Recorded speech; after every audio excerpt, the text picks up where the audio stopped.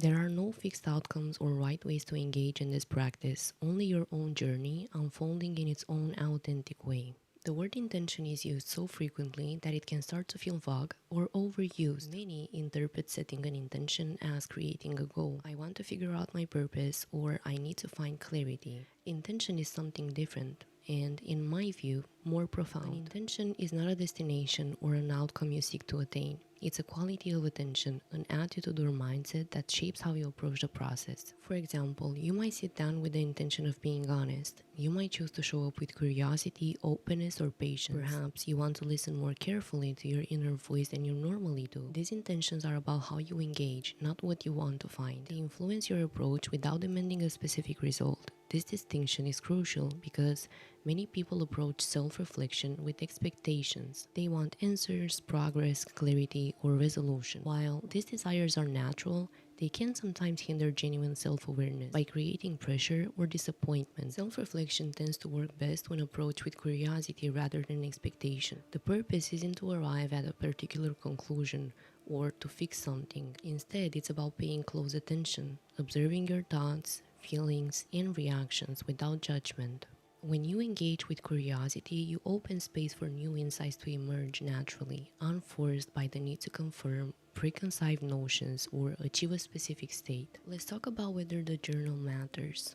The honest answer is both yes and no. No, because the effectiveness of your reflection doesn't depend on the quality or beauty of the journal. A simple, inexpensive notebook can hold profound insights just as well as a luxurious one.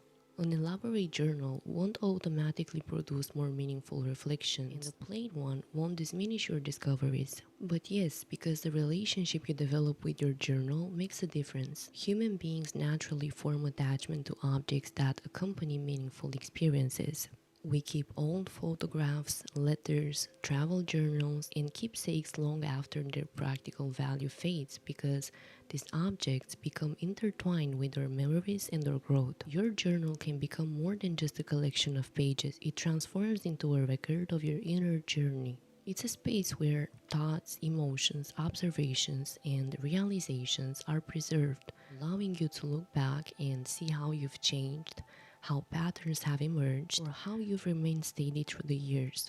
Writing creates a bridge across time, an opportunity to observe yourself from a different perspective. Most thoughts are fleeting, emotions pass, insights fade, and realizations are often forgotten. But your journal captures those moments. Months or years later, you might open to a page and encounter a version of yourself you had completely forgotten. You might recognize patterns that were invisible at the moment or see how much you have evolved, sometimes in surprising ways, sometimes very subtly. That's why I encourage you to choose a journal that you genuinely enjoy writing in. Select something that feels personal, a color you love, a texture that comforts you, or a design that inspires you. Your relationship with your journal matters because it becomes a trusted companion in your process, not because of its external qualities, but because it supports your inner connection. The space where you write doesn't need to be perfect or elaborate. You don't need candles or incense. The key is that you intentionally choose a place and a time that support your attention and presence. Choosing a spot and a time that you associate with this practice sends a subtle but powerful message.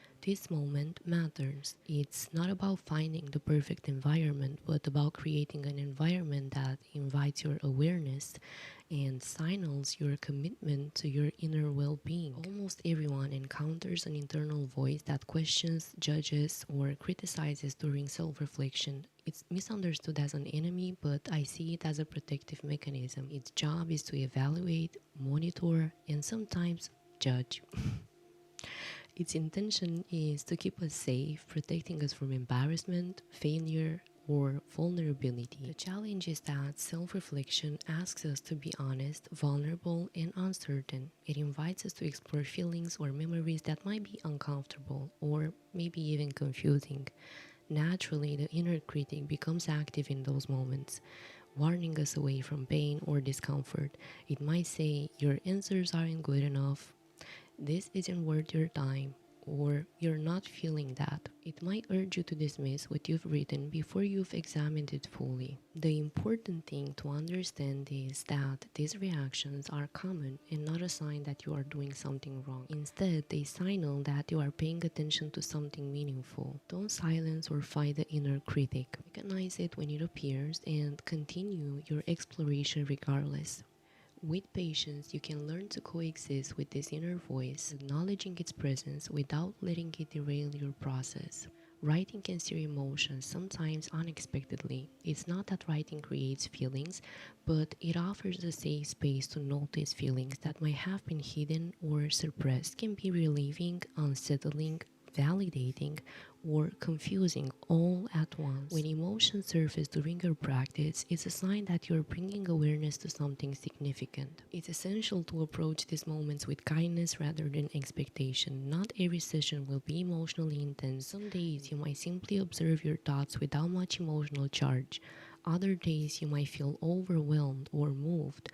Both are normal and part of the process. Remember, this isn't about producing a dramatic or transformative experience. It's about cultivating honest attention and curiosity. For now, your task is simple. Choose something to write in, pick a pen or tool that feels good in your hand, and identify a space and time where you can show up with intention. Most importantly, decide how you want to arrive, whether with openness, patience, curiosity, or compassion. Not what you want to discover or achieve. Because long before any answer appears, your practice has already begun in the way you choose to show up. Each moment you dedicate to this practice is a step toward greater awareness, self-understanding, and healing. Let your journey begin simply and sincerely.